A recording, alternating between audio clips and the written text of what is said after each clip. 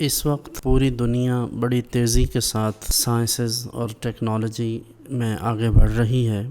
اور لوگ نت نئی ایجادات اور دریافتوں میں مصروف عمل ہیں۔ ایسے میں مسلم امہ کے تمام نوجوان اور مسلم کمیونٹی سے تعلق رکھنے والے تمام افراد کا یہ فرض بنتا ہے کہ وہ جس قدر ممکن ہو علوم دینیہ، علوم عصریہ یعنی سائنسز اور ٹیکنالوجیز سے ریلیٹڈ تمام علوم پر جس قدر ممکن ہو دسترس حاصل کریں اور اسلام کا جو مثبت پیغام ہے وہ پوری دنیا میں آگے لے کر چلیں۔ ہماری نسل نو کا جو بالخصوص سب کانٹیننٹ کے لوگ ہیں ان کا حال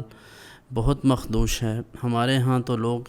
جو بنیادی دینی یا دنیاوی تعلیم ہے اس سے بھی بہرہ مند نہیں ہو پاتے، اور اس سے قبل ہی انہیں یہ محسوس ہونے لگتا ہے کہ شاید ہم معاشرے کا ایک اہم فرد ہیں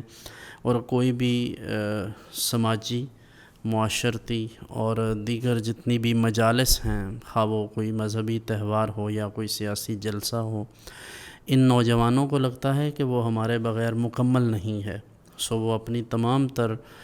دیگر تعلیمی مصروفیات چھوڑ کر اس طرح کے مشاغل میں شریک رہتے ہیں، جس کا لازمی نتیجہ یہ نکلتا ہے یہ بچے پڑھ نہیں پاتے۔ اسی سبب سے پھر غیر قانونی طریقوں سے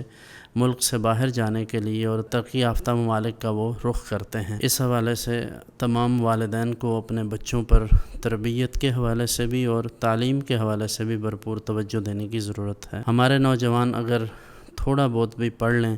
تو بہت سارے مسائل اسی معاشرے میں رہ کر بھی حل ہو سکتے ہیں، وگرنہ اچھی تعلیم یا اچھا ہنر کسی کے پاس موجود ہو تو وہ دنیا کے کسی بھی خطے میں جا سکتا ہے۔